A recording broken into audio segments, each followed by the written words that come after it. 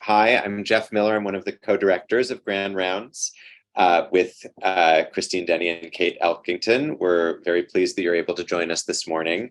A few quick announcements before I turn things over to Jann Murray, who's going to introduce today's speaker. So first is about Grand Rounds for next week. Next week, we will return to an in-person Grand Rounds. We hope very much that many of you, will be able to join us in person in the first floor auditorium. It is the Eric Hadar Distinguished Lecture in Psychiatry next week, which will be given by Dr. Rajita Sinha from Yale University School of Medicine. Her talk is entitled, Can We Rescue Stress and Trauma-Related Pathophysiology in Addiction to Improve Treatment Outcomes? And at the end of the in-person session, we'll finish a little earlier at 12:10 p.m., and there will be a lunch served in the first floor atrium outside the auditorium for in-person attendees. And we had such a great response to that last week that we actually ran out of food, but that will not happen next week. We'll bump up our sandwich order for next week. So we hope you can join us. And if you're not able to make it in person, it will also be simulcast via Zoom webinar. For today's talk, I want to encourage everyone to post questions as they occur to you at any time during the talk using the Q&A feature at the bottom of the Zoom window, not the chat. And we will also try to prioritize trainee questions. And so if you're a trainee, please put the word trainee at the beginning of your question. Also, we have the ability to promote you to panelist temporarily to ask a question. And I think that everyone finds that that's more interesting if you ask the question yourself than if Jann Murray or I ask the question, read your question. So please note when you type in your question in the Q&A, please write in, can ask question myself or prefer to have my question read so that we know whether we can promote you to a panelist. We hope you'll consider doing that. Okay, so right now, without further ado, I'm going to pass things over to Jann Murray Alves Bradford, who's our outgoing, sadly, director of the Office of Equity, Diversity, and Inclusion here in our department, but happily is the newly appointed Associate Dean of the Medical School Professionalism in the Learning Environment. Thank you so much, Jann Murray. Thank you so much, Jeff. It's good to be here and to continue this Addressing Structural Racism Grand Rounds series that we have partnered together with the Office of Equity, Diversity, and Inclusion and the Grand Rounds Committee. So we're really looking forward to another session. This week we have Dr. Murray-García, and next month, Dr. Kopiri Ackerman-Barger will be coming to talk to us more about addressing microaggressions. But let me tell you more about today's speaker. Dr. Jann Murray-García received her BA in Human Biology with honors and distinction from Stanford University, her MD from UCSF, and completed pediatric residency training at Oakland Children's Hospital, followed by an MPH from UC Berkeley. She's a pediatrician and an associate health sciences clinical professor at the UC Davis Betty Moore School of Nursing, and the director for social justice and immersive learning in the Office of Health Equity, Diversity, and Inclusion at UC Davis Health. With Dr. Melanie Tervalon, she co-founded the internationally recognized concept of cultural humility and is writing a textbook on the concept. She is widely published in the health science literature. To achieve equity goals in patient care, population health professions education, and systems level change, Dr. Murray-García has developed multi-day trainings on race and health, anti-racism, and cultural humility for different groups, including medical and other health professional students, faculty, health systems leaders, and other interprofessional audiences. So we're excited to have her here today to talk about cultural humility, interrupting scripts of racial inequality to achieve health equity. Dr. Murray-García. Morning, everyone. I did it. I think I'm here from California to you. Thank you so much. I'm going to go ahead and share my screen and get my slides up here. I'm going to talk today about cultural humility, a concept I co-founded with Melanie Tervalon in the mid-90s, 1990s. Want to give a shout out to Dr. Roberto Luis Fernandez, if I can, who runs the Center of Excellence for Cultural Competency here, and know that a lot of us have been working on this for a very long time. And cultural humility is just a little bit of a twist on what came to us in the 90s as a competence model of static mastery. That's not, I have not found that's what people mean of cultural competence today. But I'm hoping this discussion on focusing on cultural humility will help us. Objectives for today, I'm going to discuss how issues of race, power, and identity can affect the work we do with one another and on behalf of others. Make visible often unspoken social scripts we hold for the other and for ourselves that may impact our encounters, thinking if we can see it, we can confront it, interrupt it, and potentially transform it. And outline key components of cultural humility as an approach to equitable health and human service, applying the scripts, what I've called the scripts analogy. I need to tell you, I have no financial disclosures you need to know about and no conflicts of interest as well. One of the big messages I hope you take away today is if we keep getting the same unequal outcomes, consider that there may be a script that you, your colleagues, your organization is performing, a script that has not yet been identified. Okay, first up, I've got a quiz for you. I'm going to ask you to, if you want to, throw up an answer in a chat, and Dr. DeMarie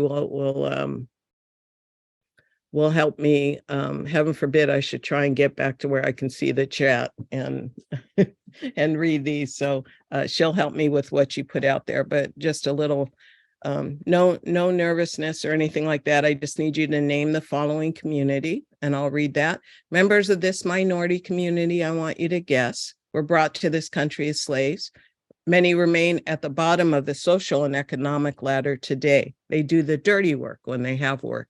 The other members of this community think members of this minority are intellectually inferior, if not stupid, and discrimination against them in the areas of housing, employment, and education is not unusual. Over the years, tensions between minority and majority have broken out in deadly riots. In the past, minority children in this community were forced to attend segregated, underfunded schools, and many did poorly in school. Today, schools with a high concentration of this minority's children have high dropout rates. Many majority parents move out of the school district or send their own children to private schools. Children from this minority community are disproportionately in trouble with the law, and not unexpectedly, children from this community do worse on standardized tests than majority children do. Can you guess this community for me? So we have responses that are saying the Black community, another response is African Americans, several responses saying, identifying that. Right. So, yeah, that was my response as well. And the answer is actually Koreans in Japan. And if I could tell you that story, first of all, let me say, sometimes people guess Native Americans. Of course, Native folks have been here. This is their land. I own a house on the land of the Winton Nation, Patwin people of California, have been here for thousands of years. We are just starting to understand the extent of slavery in Native American communities that was inflicted on them in North America. There's a book called The Other Slavery by Andres Resendez. But yeah, this is not them because they were not brought here as slaves. This is, like everyone said, sounds for all the world like the Black community. In fact, when I was reading this book, Inequality by Design, by Fisher et al.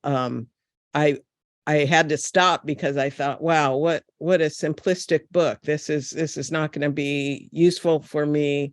And And then I read Koreans in Japan, and I just about fell off my chair. And it's really helped me develop this analogy of the scripts that you all know about, and you do know about it.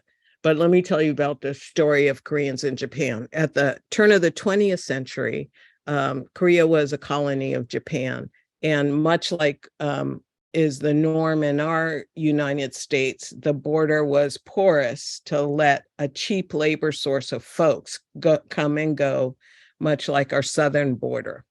And that was just the way things were. As World War II approached, the Japanese just started to enslave people, kidnap them from Korea or where they were in Japan, force them to be soldiers in the war or work in the weapons, the munitions industry, or subjected the women to sexual abuse as so-called comfort wives. When World War II ended, most of those Koreans went home, but about 600,000 stayed in Korea. And they are called, or stayed in Japan, and they're called the Psychiatry Koreans.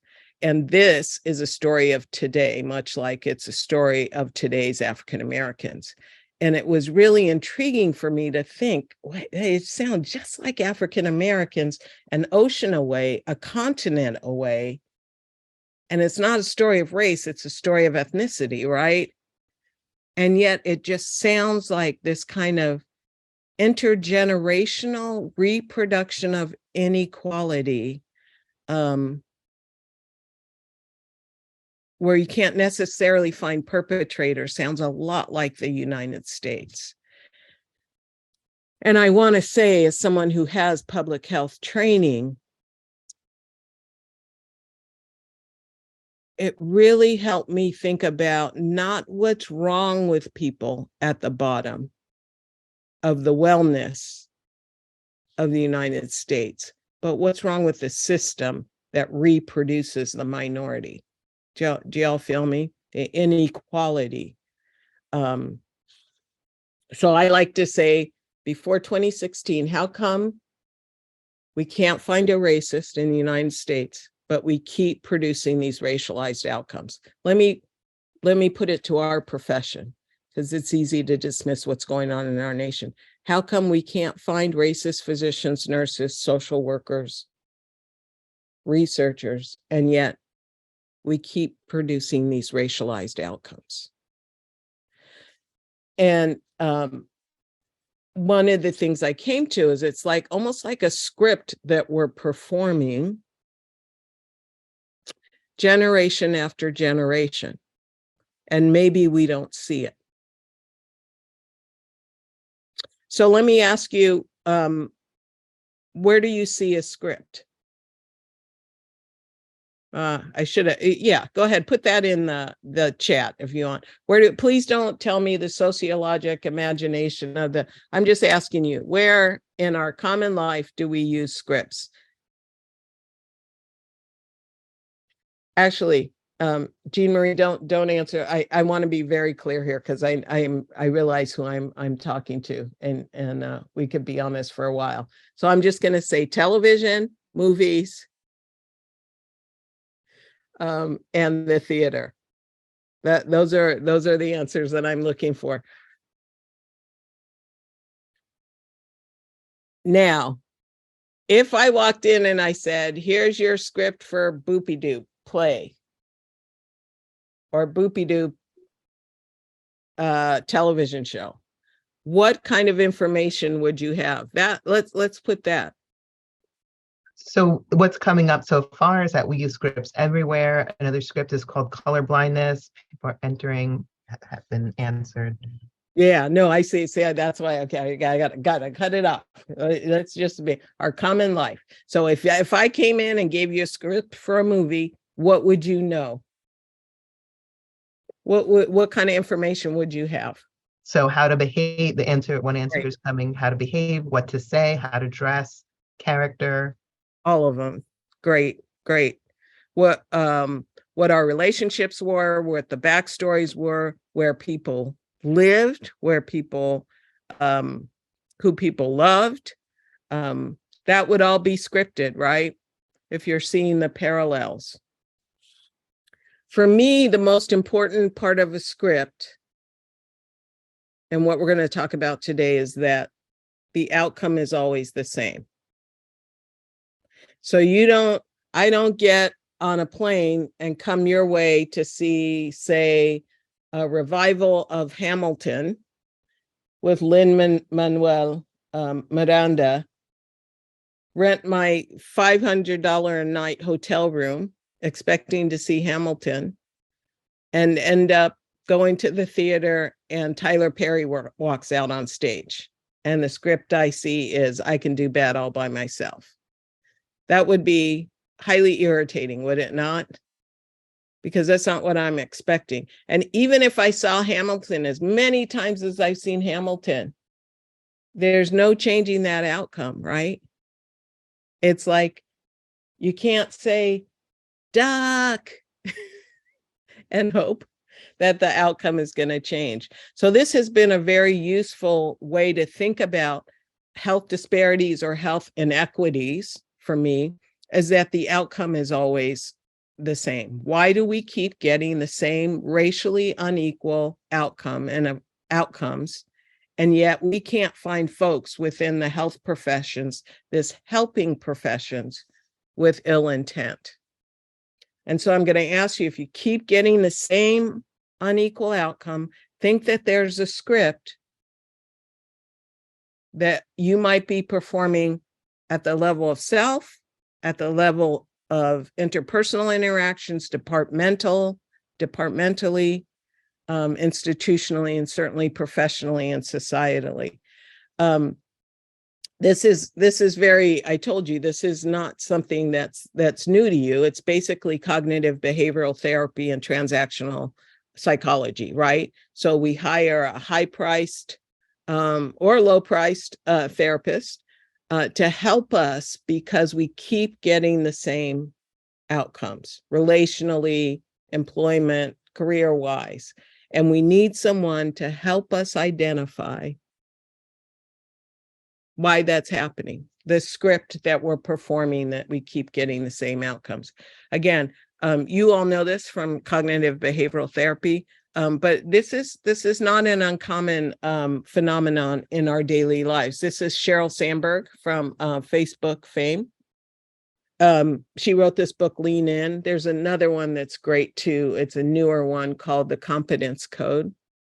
And it's about the outcome that we keep getting, that women are not represented at the highest levels of corporate leadership.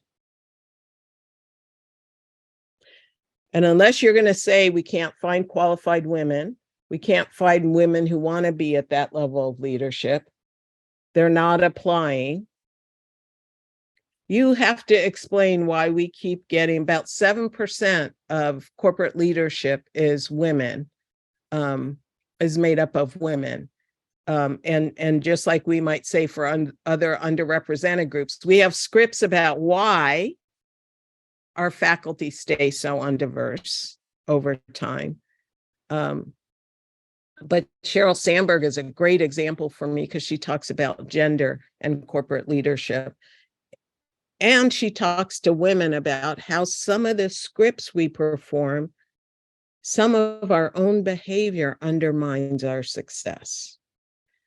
And I'm reading this book and it's amazing. She gives a script. She says, for example, when we go in to ask for a raise, how we do that sets up a performance. That's what the data show.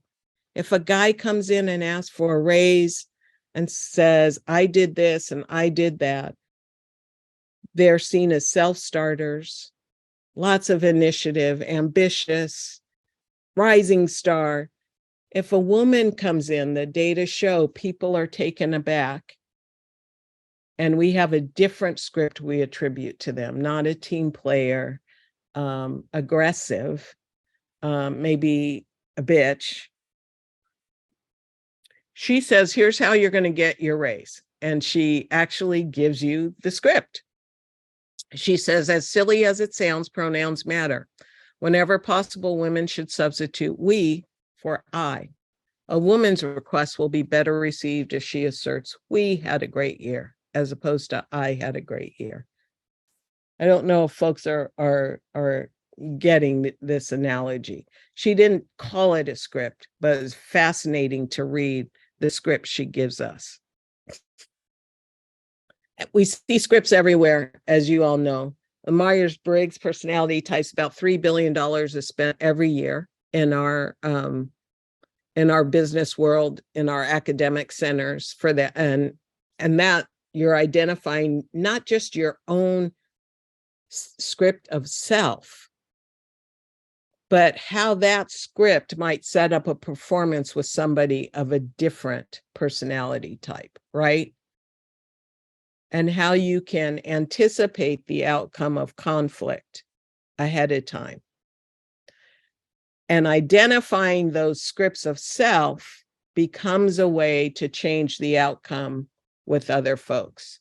But there are lots of scripts. We have them all over the place, right? Birth order, I'm a middle child. I'm a peacekeeper in my family. We have scripts for patients in the ER. I want to talk about racial scripts, though, today in the very short time we have, in the half hour we have remaining, so we can have a good conversation about this. But I need to talk about what I mean when I'm talking about race. So this is what I mean when I'm talking about race. This is what I mean by race. And you have to identify it. People vaguely identify it as a social construct. But here's what I mean. This is research from Stanford Business School from 2013. All they did was take the same iPod and put it in the hand of differently complected people. Race is like this. I think I know something about you because of the way you look. Do y'all feel me? Different than ethnicity, different than culture. So what happened when they did this was the darker hand got fewer offers. When they got offers, they were lower offers. They were less likely to give their home address for mailing. Now look, this is what I mean by race. Nobody's pants are sagging. There's no euphemistic low income, urban, anything. Race is what we see and what we think we understand from people because of what we see. On the right is Dr. Ronald Takaki.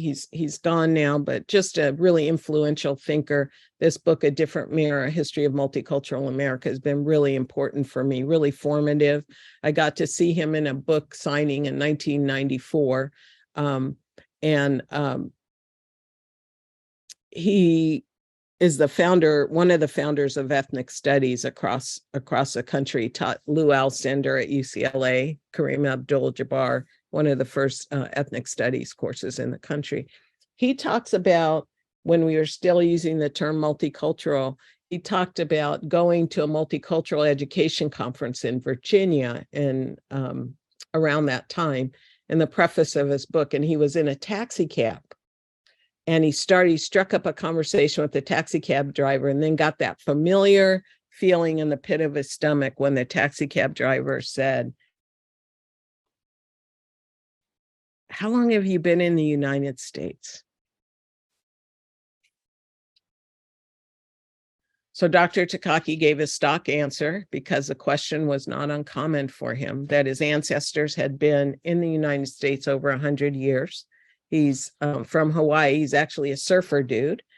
And so he told folks that, told the taxi cab driver that, And still, despite the data, the taxi cab driver said, "Wow, because your English is excellent."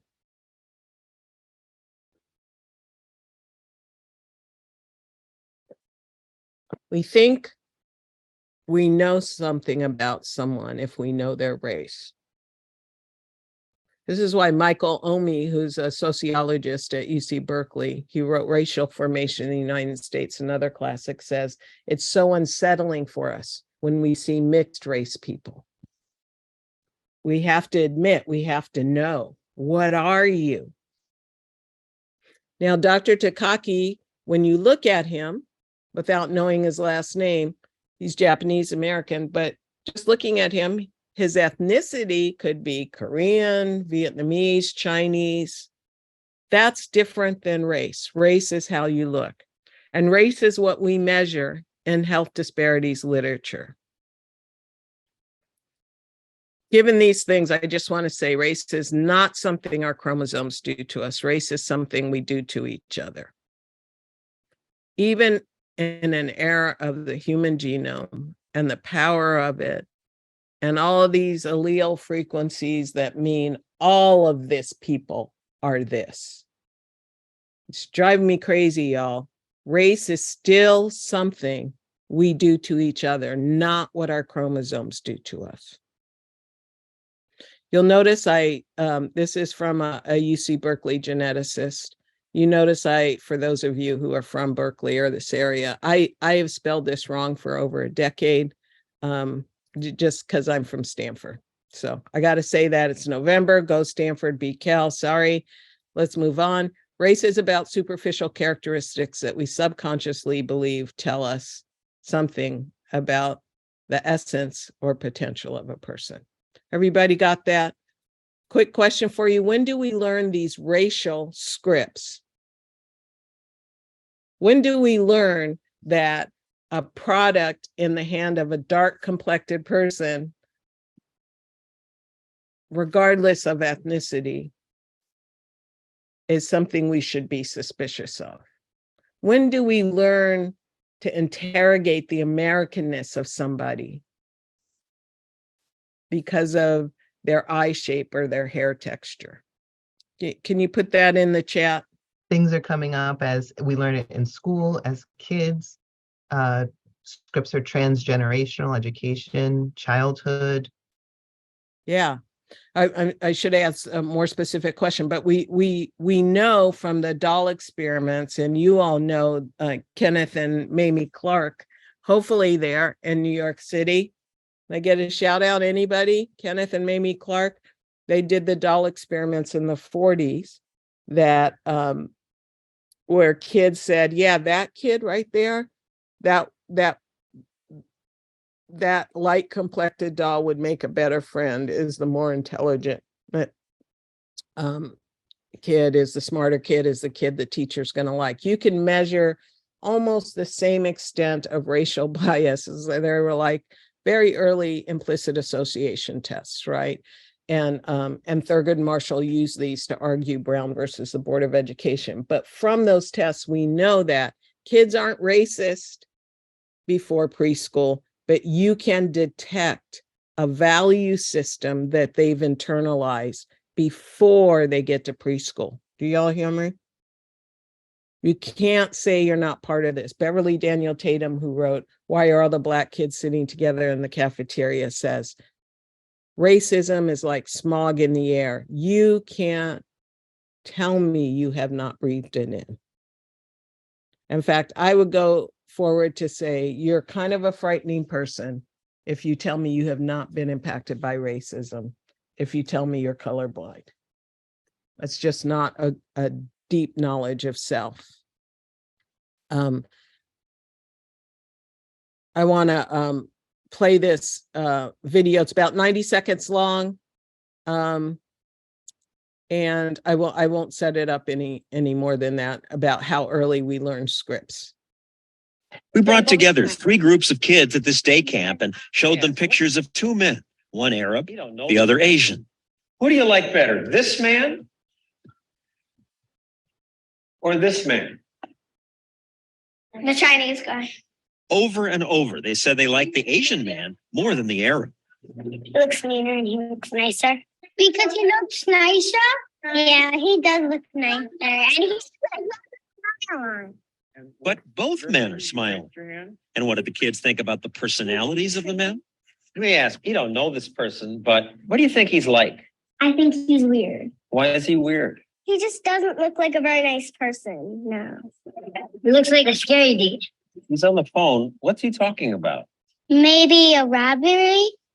Then I ask about the Asian man. What's he like? He looks like a regular teenager to me. We then showed them pictures of a black man and a white man. What were some comments about the black man? He looks weird. FBI most wanted. He looks weird. He looks like a basketball player. So tell me about this guy. Does he seem like a nice person? I think he's nice. I think he's nice, except he might be mad about something. He was probably picking up on something. This is Oklahoma City bomber Timothy McVeigh. But when we ask which man is a criminal, most kids pointed to the black man. And when we asked which was a teacher, they said, That one. Sure.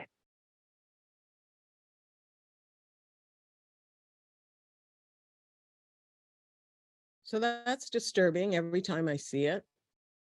But let's talk about structural racism. That is not just about policies in institutions, but is about the messages we all internalize very early in our lives and then act out. The scripts we internalize and then act out. For instance, what two careers, those kids, 7, 8, 9, not 10 yet, right? What two careers did the children attribute to the black man in the video? If you could put that in the chat. It's coming up saying basketball player, criminal, athlete, criminal, basketball Okay, player. Absolutely. So professional athlete and criminal. So you tell me, in terms of how structural racism repeats itself and is prepared to repeat itself through these young people growing into adults, how is it that kids not 10 years old know the script of mass incarceration of Black people? How did it get there? And don't tell me the parents. I get that. But over here in Davis, California, let me tell you, we're a wealthy community. 96% of us are Democrats. Half of us felt the burn, voted for Bernie. And still, as a Black person here, we're about 3% Black in a university community. You have 6 times the chance of being arrested in this low crime city as a white person. And people, oh, are those people coming through? No, we're pretty isolated by intention geographically. If you're a resident here, you're 5 times as likely to be arrested. Everybody's a Democrat, y'all. How is that happening? You can't find a racist. And yet we keep repeating these racialized outcomes. I'm going to say it's going to come back to a lot of how our identities are shaped, not just within our institutions. There are scripts happening that we're performing and learning from very early on. Did I hear someone? Yeah, there's a few comments coming up in the chat, which is that if you don't grow up around many Black people, the most likely places you'll see Black people are on scary nightly news or sports, and other things are coming up like systemic racism, other adults who influence the child, friends, parents, family, teachers, community helpers. All of it. It's smog in the air, right, y'all? I like to say just intergenerationally, it's a spiritual issue, but I can't because we're in academia. So I'm going to say it's a metaphysical issue. Somehow, in as much as these scripts precede us by 400 years, and we're going to talk about that next, somehow this is so insidious in what we do together and what we've produced together. So this is a study from 2015 on, I'm sure you've heard about it, appendicitis in the ER in pediatric populations. So over 900 confirmed appendicitis. Not, I think you might have it. Not, you came in with abdominal pain. There are other studies on that. These are confirmed appendicitis. And Nate Cooperman, who runs the ER in our here at UC Davis, this is his study.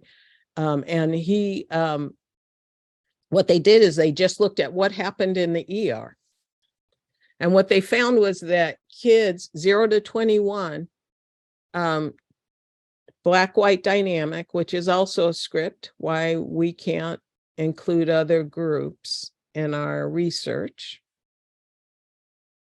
We're restricted in what we can say about structural racism because we do not include other groups. Be that as it may, this comparison was white and Black children. If you are a Black child with a confirmed appendicitis, you are statistically significantly less likely to get any pain medicine than a white child. What do you want to control for? So they controlled for age, they controlled for gender, they controlled for insurance status. They controlled for whether you came to children's hospital, ER.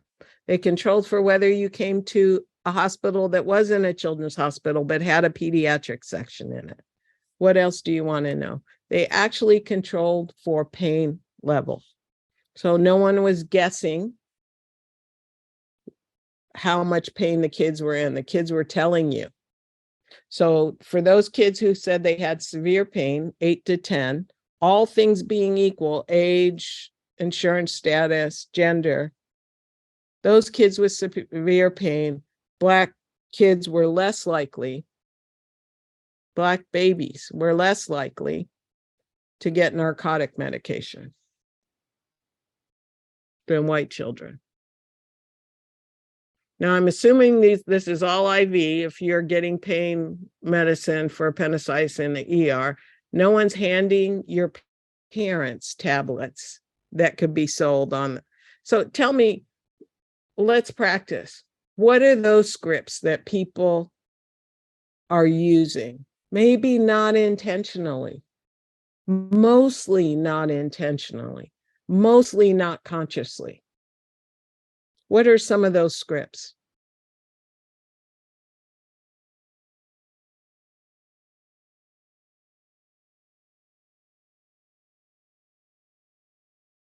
Drug-seeking behavior.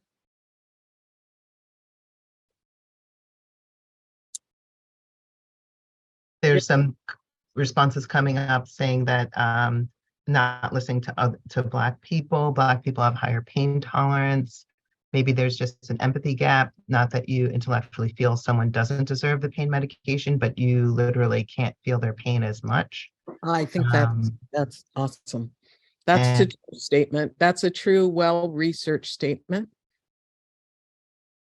All these scripts, y'all, start to explain why we can't find a racist, and yet we continue to have racialized outcomes, in this case in pain management. So you all know that in almost every category, Black, Brown, Asian, Native folks are less likely to have their pain adequately controlled, whether that's low back pain, oncology pain, traumatic pain in the ER, obstetric pain. Do you all see the consistency of it?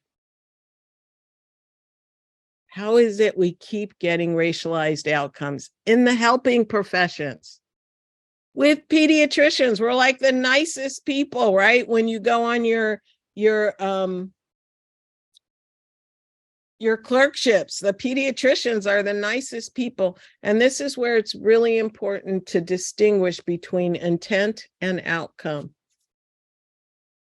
And separate, yeah, we're nice people and we produce racialized outcomes. We need to be responsible for both the intent and the outcome of our actions. And we have to say, as a national pediatric workforce, we've produced racialized outcomes in this way. This is another study below about how Black folks are more likely to have security or the police called on them. This is a University of Michigan study. Carmen Green and her team looked at inpatients, and Black patients were more likely to have security standby, or essentially the police called on them. Again, there are implications of the scripts we've learned very early. Daily implications, even within our health systems. So somebody said, yeah, you all know the University of Virginia study, 2016 Proceedings of the National Academy of Sciences. Up to 20% of residents and medical students at the University of Virginia believed that Black people biologically are different humans. Now, that's not from Linnaeus and how these scripts precede us by 400 years. Linnaeus, Blumenbach, Samuel Morton, Samuel Cartwright. They're just different people in 2020. Hello? Different people with different kidneys, different likelihood to. So yes, they up to 20% of residents felt like believe that Black folks feel less pain, they have less sensitive nerve endings and thicker skin. And yes, they looked at in vignettes who was likely to adequately control the pain of patients, and that was those base beliefs were there among those answering the survey. This precedes us by 400 years. That's why I don't spend a lot of time blaming white folks. This precedes all of us by 400 years. Do y'all feel me? This is Thomas Jefferson, who also was the first to write in his notes in Virginia or whatever. He considered himself a scientist who classified that Black folks have lesser lung capacity. Treatment, hard labor. Much like Samuel Cartwright, who defined, who got published, Tulane University, wasn't called Tulane at the time, he identified the disease, drapetomania, the desire of enslaved Africans to be free. It should be sobering, self-actualization as pathology. We're going to see that in a couple minutes when we talk about the protest psychosis, which I really hope all of you have read. But Thomas Jefferson said, their griefs are transient. They're enslaved people. Don't worry about them. Those numberless afflictions which we do to them are less felt and sooner forgotten with them. So not only do they feel less pain, it doesn't really bother them that much. They don't have the capability to reflect on that. I want to break a little bit with a little comedy if I can. Show you some Trevor Noah and this is kind of making fun of those of you who have those phones that were blowing up, okay? Just a couple minutes to lighten it up a little bit. Lately, their phones have been having a lot of reception problems because it's hard to hear someone when your phone has just exploded. And even after they recalled the Galaxy Note 7, it turns out they're still having... The man says his replacement Galaxy Note 7 phone started smoking on a flight, forcing the plane to evacuate. I noticed smoke just pouring out of my pocket. Pulled the phone out of my pocket, threw it onto the ground where it continued to smoke and kind of burn and smolder into the carpet. The air hostess was like, "Sir, this is a no smoking flight. That includes phones." That is terrifying, though. I will say this. This story right here is the definition of white privilege. You get on a plane and you have smoke coming out of your pocket, and then you whip out a device that looks like it's going to blow up, and you throw it on the ground, and people are like, "Sir, are you okay? Are you okay? Oh, my God, you poor man. Are you okay? You must be so shaken up. You can't even hunt Pokemon now." Yeah, you know if that dude was Middle Eastern, they would have tackled the out of him. Muslims get kicked off planes just for texting. They get kicked off for having working phones. This guy's out here, my phone's gonna blow up. So I hope that's sobering to you. My husband brought that home and I was laughing with Trevor Noah, and it didn't hit me. I do not have a script for a white person who is a terrorist, even with all that data of a device smoking in your pocket on a plane.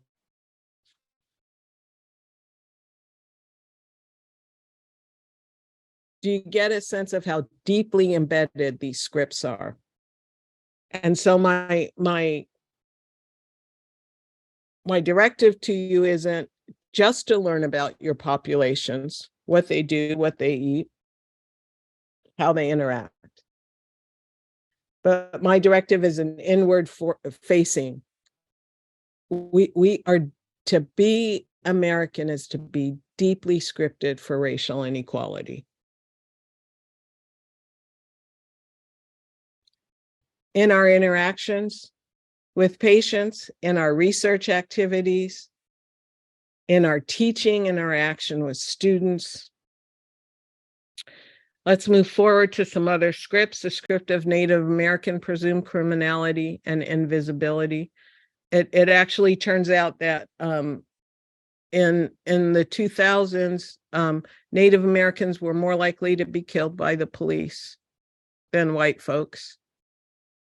Or I'm sorry, not just versus white folks, but than Black folks. Native Americans were more likely to be killed by the police than Black folks, proportionately speaking. And you can see here, this is the ratio compared to white folks. African Americans much more likely to be killed by the police. But even today, Native American women are more likely than Black women to be killed by the police, and we just don't talk about it. That phenomenon is invisible to us. Are they here still? Native Americans? What is that script that doesn't make our...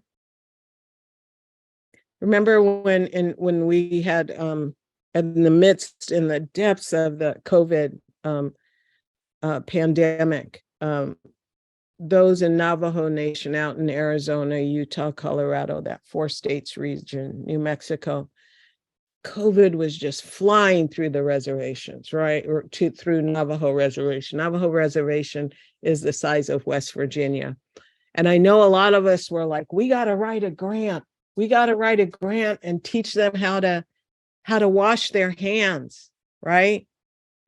Turns out 1/3, 1 out of 3 of families on Navajo Reservation don't have running water. How did we produce a nation where this is true? Where if you're Native American, you're 19 times more likely than white families to lack indoor plumbing.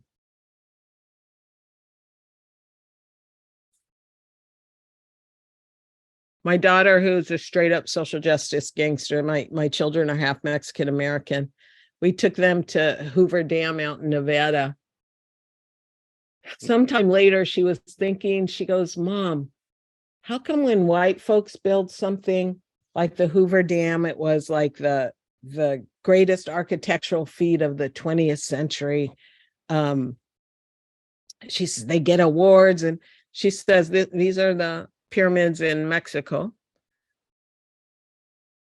Granted, she's got the blood of 2 great peoples flowing through her body. Highly accomplished civilizations. She says, Mom, how come when we do something truly amazing, it's because aliens came from outer space to help us? Do we really see genius and potential in Black bodies and brown bodies? Hello? Is this thing on? Yeah, we can hear you. I'm just joking. This is where people stop interacting. So I want to talk about cultural humility.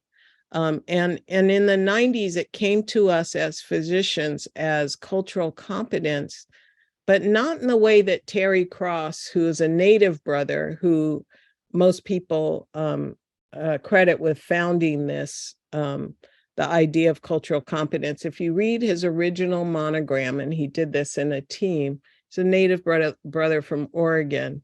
He talked about relational worldview. He talked about system level issues. When cultural competence came to us as physicians at Oakland Children's Hospital, it was about, what do you know about these? It was outward facing. What do you know about these people? What are the 3 things I need to do with the Cambodian in the room? What are,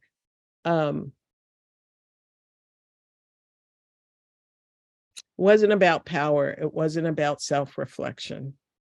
But that's not the original cultural competence. That's the way it kind of iterated to us in the 90s and 2000s as, how do we gain mastery in these communication dynamics to get from people the information we need and the behavior we need? Y'all feel me?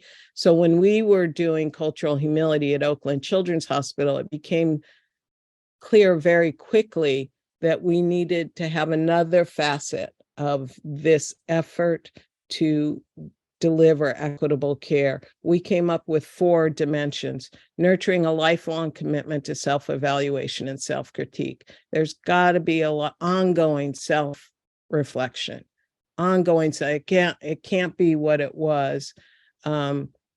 If you go to this set of workshops, this is lifelong commitment. It's a developmental process. Redressing power imbalances in the patient, clinician, educator, student, colleague, academic center, community dynamic. Developing mutually beneficial, non-paternalistic clinical and advocacy partnerships with communities. Honoring the expertise that resides in the community. If the only time you show up in the community is when you need research subjects, that's a problem. That's a script that people recognize. And then the last one is stewarding an organizational or system level ongoing developmental process that incorporates these 3 activities. Institutional self-reflection and self-evaluation. This is best done by data. Don't tell me what your mission statement says. What do your data say? What do your disaggregated data say? Don't tell me what bridge you were on in 1960 boopy doop, or how many months you spent in Central America. Tell me, what do your data say about what people are getting, and if those outcomes are different and unequal? Again, institutionally redressing power imbalances. And then what do your relationships with communities look like? When you bring in someone from the community to teach your medical students, are they getting paid what you're getting paid? I don't do the community. I pay people to teach medical and nursing students, even if it comes from my pocket. And I tell the students that these people aren't just happy to be here teaching you. Their expertise is worth something. So let's look at the first one, nurturing a lifelong commitment to self-evaluation, self-critique. And to my hosts, I'm almost finished. So one of the most important books I've read is called Thinking Fast and Slow. It's really a thick book. It's just so boring. It's just so boring. Oh my gosh. But I listened to it and I learned, I didn't sit down and read it. I listened to it. But this is where Kahneman is where the system 1 and system 2 thinking comes from. System 1 being implicit bias. System 1 being that those processes that you are not aware of, that you are not in control of, that come from deep places in your life experience. This is why, and this is one of the life questions I had. How is it that I'm an African American and I have racist thoughts about Black people that just come from, that's a place in our brains that we're not in control of necessarily. It's our first thought. It's the fastest thought, the unconscious thought, the automatic thought. We use this part of our brains for everyday decisions. So this is why when I don't know if you all drive in New York City, but this is why here out in California, you have a long day at work and you can drive home, be in the driveway and not remember getting off of taking the off ramp, taking the exit, or making that last left turn, because your brain has learned to categorize and to delegate things to your subconscious or your unconscious. Because if we had to evaluate every stimuli that comes to us during the day, we'd be exhausted by 9:30 and dysfunction and not functional. System 2 is that more slow, conscious, effortful system. It's what we say about ourselves. This is what we measure, for instance, an implicit association test. This is what we would say on an evaluation, on a survey, right? What we would want for ourselves. In times of high cognitive overload, anybody have a job where you have too much to do, too much information coming at you one time, you're doing it chronically fatigued, maybe most of the day you're hungry. Anybody have a job like that? System 2 thinking is over. Thank you. System 2 thinking is easily overridden by system 1 thinking in times of high cognitive overload. I like to think about it like this. If I ask you, let's just use 1 + 1 equals. You don't have to think about that. 2 + 2. You don't have to think about that, right? Am I right? You're not thinking about, well, 1 is a really complex, concept, and 0, well, people have been thinking about that no, 1 + you don't have to do anything. It's just there. If I ask you what's 12 times 17, that's the difference between system 1 and system 2 thinking. You need a little bit more time. Some of you my age would say, I need a calculator. Younger people will say, where's my phone?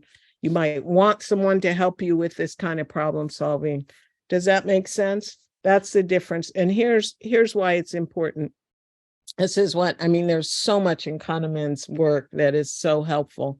But if I ask you, which of these lines, obviously I do more interactive, and when I'm with you in person, I would ask you which line is longer. You're going to say these are the same. Which line is longer? These are the same. Which space is greater? And Kahneman says there's no way. Sometimes the best you can do is recognize those situations that are problematic for you, because your script is so tenacious, right? So he says sometimes the best you can do is anticipate the script. The only way that you know that these are the same is because you've seen this dilemma before. Hello?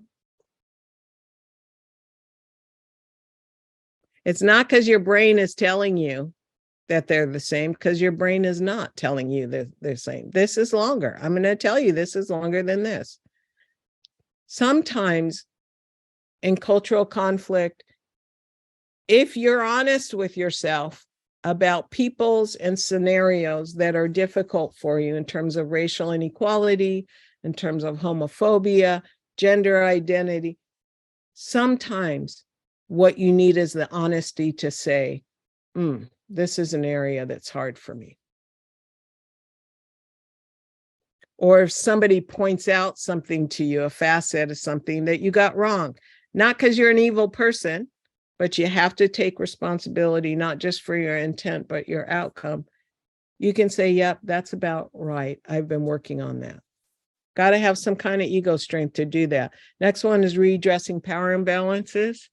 I'm hoping that everyone has read The Protest Psychosis, Jonathan Metzel's book on how schizophrenia before the 60s.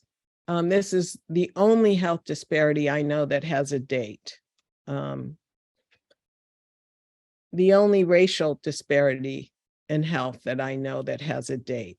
And it came about during the time of the late 60s, you know, from Prozac on the couch, that schizophrenia was kind of the realm of quirky white men, and then a lot of housewives, suburban housewives, who needed these happy pills because they weren't thrilled to be doing laundry.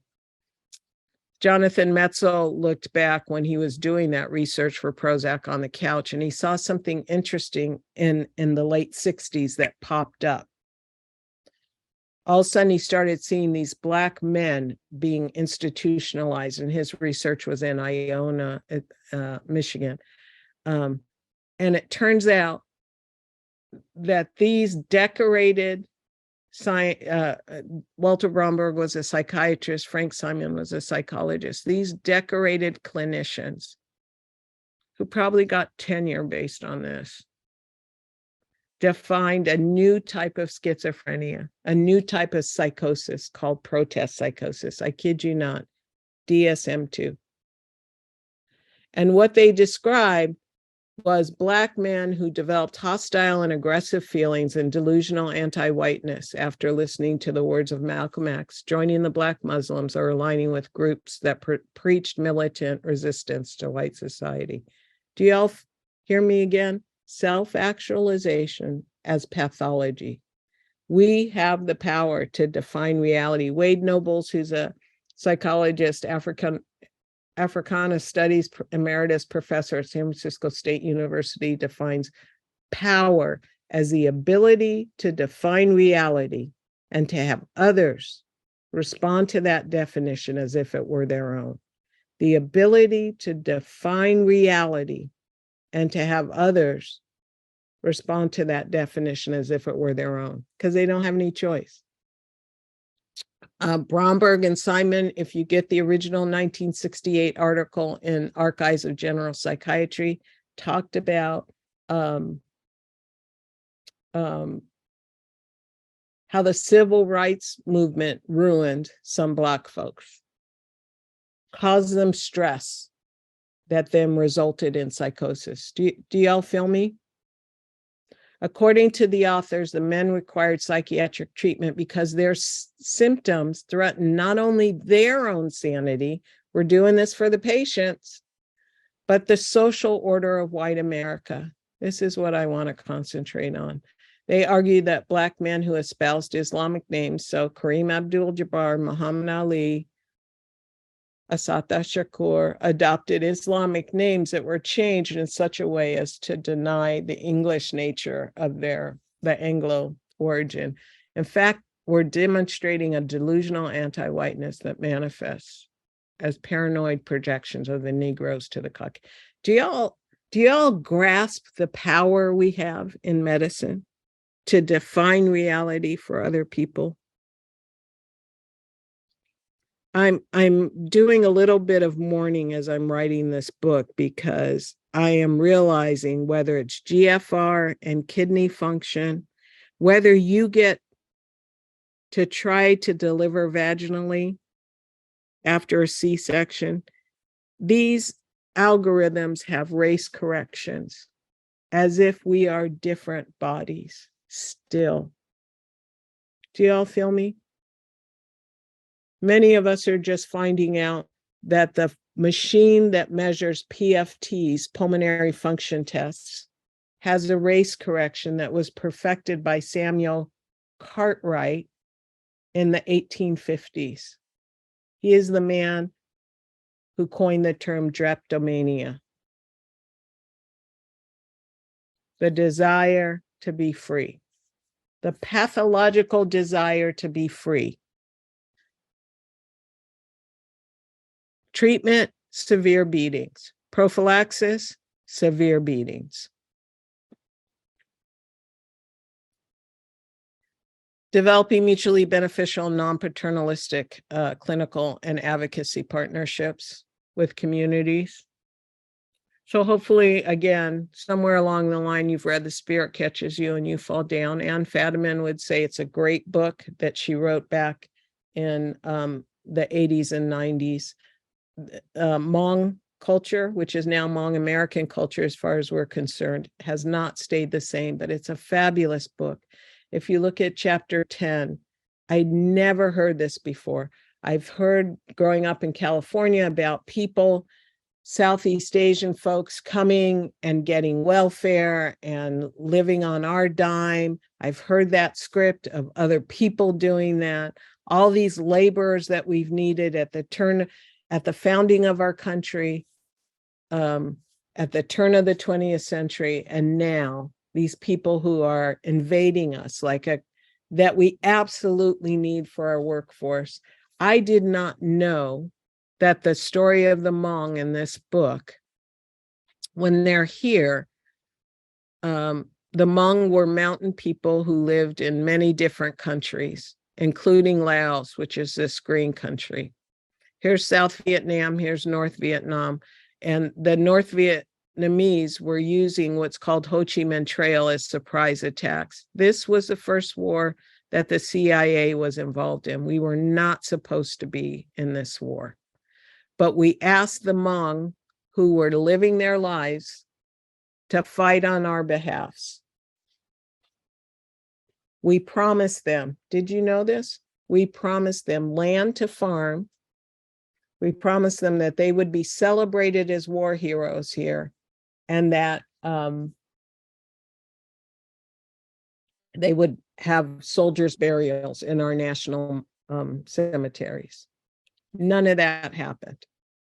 But I just wanted to, we actually teach, I just want to say that we actually teach this to our medical students. So it's a wonderful book. We've been doing it for several years. Just in the interest of time, I wanted to see if we could transition. There's a few key questions. Sure. Transition to Q&A. Yep. And let me just go real quickly to just what we see clinically. And here in Merced, which is where a lot of Hmong live, there's a mental health worker who says you might see Hmong men on the streets who look like drunks. They don't dress up correctly, they don't walk nicely, but they are not drunks. They are the heroes who saved American lives and got wounded. Sometimes we lost 100 lives to rescue one downed American pilot or just get back the carcass. You cannot educate Americans overnight about this. So there are ways that people have contributed to us that we just don't get taught. Structural racism means you don't teach what the other is giving to you. You don't teach a sense of interdependence. Remember these Moxibustion coining. Now, before, when I was in training, they were evidence of kind of primitive healing practices. Don't, make sure you don't mistake. Now, all of a sudden, you can get this stuff on Amazon.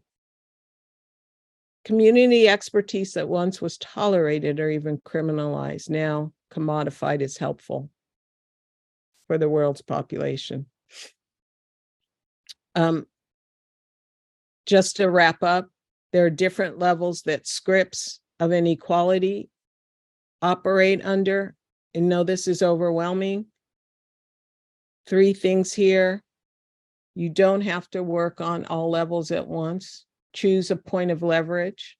What level of what script level is the health disparity or health inequity you're looking at, operating at? Choose one, and then cultivate relations at levels different than your own. I put this slide in here because people often get overwhelmed with the enormity of our history. And then there's some